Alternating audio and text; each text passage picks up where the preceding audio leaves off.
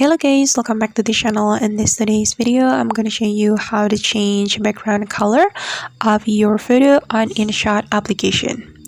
Alright guys, let's just create a new project first. We can tap on the photo option.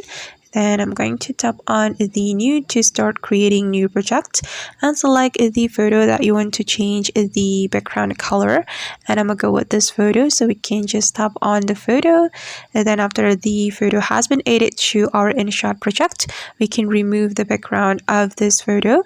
So we can scroll all the way to the right until we find cutout option. Tap on the cutout option, then you have to wait until the background removed. Okay, now the background has been removed, and we can tap on this check mark button.